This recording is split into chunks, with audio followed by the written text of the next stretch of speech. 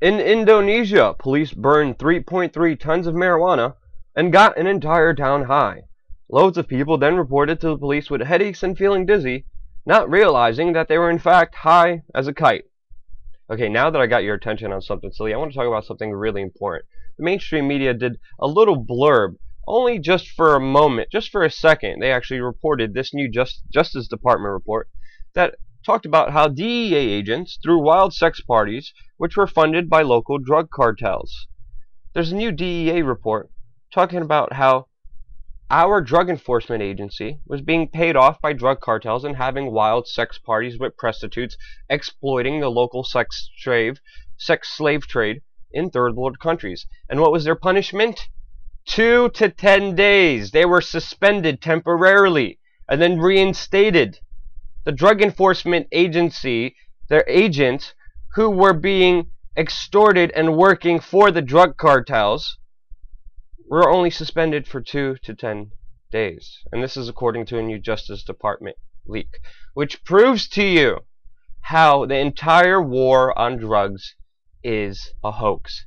It's a lie. Our agencies, like the drug enforcement agencies, our intelligence agencies, which have been caught for a number of years now, shipping in drugs, airplanes crashing with a large number of cocaine on it, that was CIA planes, on and on and on. I recently talked to the president of Mexico about this situation. Intelligence agencies like the CIA, the ATF, the DEA have been moving drugs and working with the drug cartels.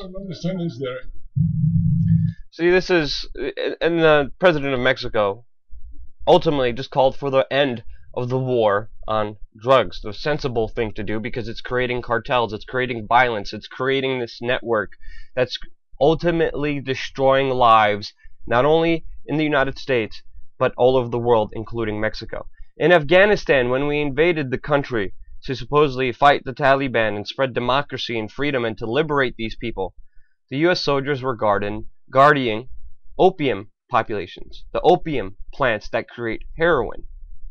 It was even revealed by U.S. military that they were guarding and assisting lucrative opium trade in Afghanistan. Afghanistan right now, and then we even have Geraldo Rivera. If you don't, we even want more proof on that. Geraldo Rivera was there. World ever mounted, and in a sense, you're watching as this opium is being grown. I know it. And then they went on.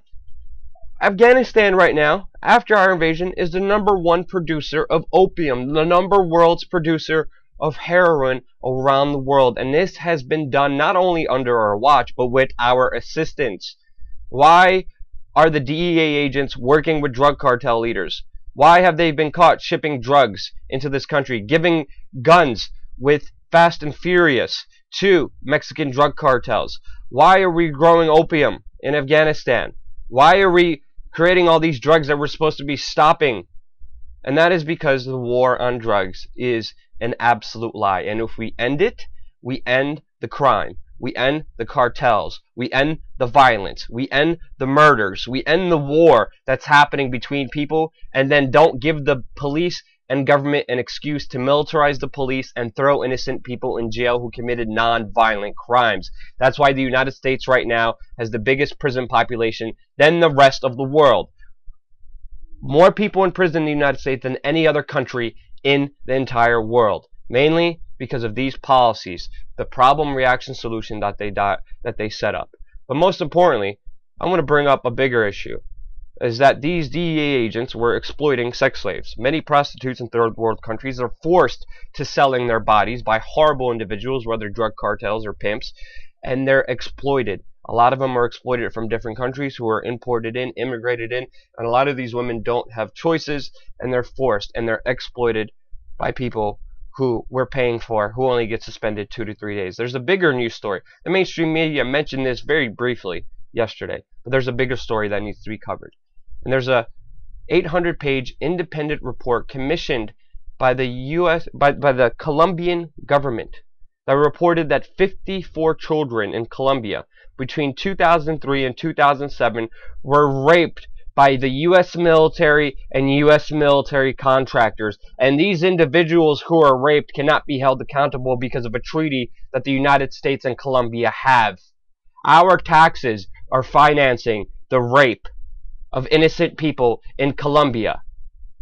If that's not bad enough, look at the situation in Afghanistan, where the police that we set up in Afghanistan, the new government, the spreading of democracy all throughout Afghanistan, has spread to a police department that we set up that's raping Afghanistan boys. If that's not bad enough, in the United Kingdom, Scotland Yard, their own police force, has been covering up and not arresting powerful British people for 35 years for child sex abuse.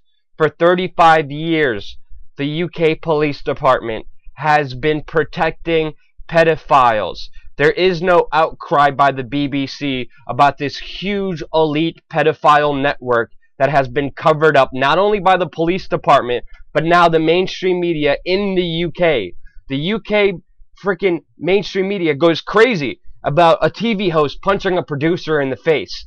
And that violence is wrong. And that guy, that famous guy who had this TV show, that's wrong. But when it comes to raping little children, the BBC is silent, which shows you exactly who they're working for. They're working for the elites who are pedophiles. We're setting up our taxes, or setting up and paying for police in Afghanistan that are raping little boys. Our taxes and our military are going to Colombia, and they're raping 54 kids in Colombia.